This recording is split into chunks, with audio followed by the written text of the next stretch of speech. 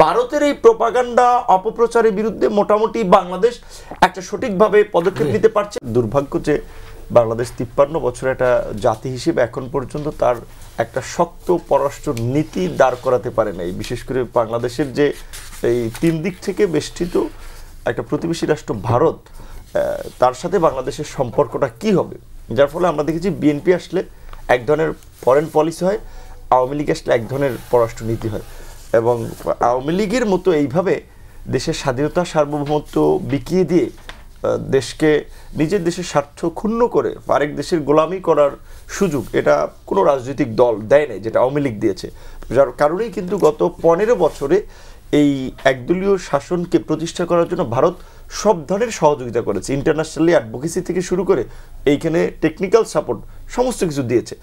এখন যেহেতু ছাত্র জনতার এই গণ অভ্যুত্থানে আওয়ামী লীগ সরকার পতন হয়েছে, এটা ভারত হজম করতে পারছে না, যার ফলে তারা প্রথমত এই সরকারকে অস্থিতিশীল করে তারপরে তার সাথে বার্গেনিং করে তার ফায়দাটা নিতে চায়, যে আওয়ামী লীগ থেকে যেটা নিয়েছি তুমি যদি সেটা দাও তুমি স্থিতিশীল থাকতে পারবা।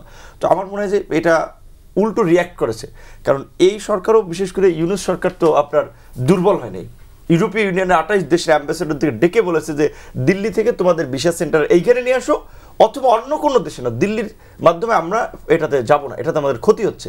দেখছেন অ্যাম্বাসেডর এখানে চলে এসেছে। তারপরে ইউনূস সাহেব যেটা করেছেন অত্যন্ত সময়োপযোগী পদক্ষেপ নিয়েছে, যেটা বাংলাদেশে এই 50 বছরে কোনো সরকার পারে নাই। এই ভারতীয় আগ্রাসন এবং আধিপত্যবাদের বিরুদ্ধে জাতীয় সংলাপের আয়োজন করেছেন সমস্ত রাজনৈতিক দল। আমি তো সেই সংলাপে ছিলাম, পরিষ্কারভাবেই বলেছে যে প্রয়োজনে বাংলাদেশের যদি ভারতের যদি আগ্রাসন এই দেশের মানুষের উপরে পড়ে 18 কোটি মানুষের 36 কোটি হাত ডক্টর ইউনূসের পাশে থাকবে। তো এই যে ইউনূস সাহেবের যে কারিশমা, তিনি জাতীয় ঐক্য তৈরি করে ফেলছেন ইন্ডিয়ার প্রশ্নে, প্লাস হচ্ছে ইন্ডিয়ান মিডিয়ার যেটা হক ভাই বলেছেন, আপনি যেটা বলছেন, হ্যাঁ এটা দু একটা মিডিয়া না, whole media, whole political party, whole আপনার থিঙ্ক ট্যাঙ্ক সবাই কিন্তু বাংলাদেশ প্রশ্নে একই পজিশন নিয়েছে যে বাংলাদেশে এখন এই হাসিনার পরবর্তী একটা মৌলবাদী সরকার, একটা ইসলামপন্থী সরকার, তারা হিন্দুদেরকে মারধর করছে, হিন্দুদের প্রপার্টি লুটপাট করছে, মিথ্যা তথ্য ছড়াচ্ছে। তো তার বিরুদ্ধে কিভাবে মোকাবেলা করতে হবে, রাজনৈতিক দল জাতীয় সংলাপ বলেছে যে আপনার পরিচিতি আছে, আন্তর্জাতিক মিডিয়াগুলোকে 7 দিন আপনার খরচে ডেকে এনে বাংলাদেশের গ্রাম পাড়া মহল্লায়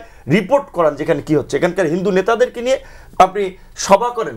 সে কিন্তু তাই করেছে। সেই দিক থেকে ভারতের এই প্রোপাগান্ডা অপপ্রচারের বিরুদ্ধে মোটামুটি বাংলাদেশ একটা সঠিকভাবে পদক্ষেপ নিতে পারছে। এবং রাজনৈতিক দলগুলো বিএনপির মতো আপকামিং পাওয়ার পার্টি বলা চলে যে একটা সম্ভাবনা তৈরি হয়েছে, তারা কিন্তু পরিষ্কারভাবে এই আগ্রাসনের বিরুদ্ধে কর্মসূচি দিয়েছে।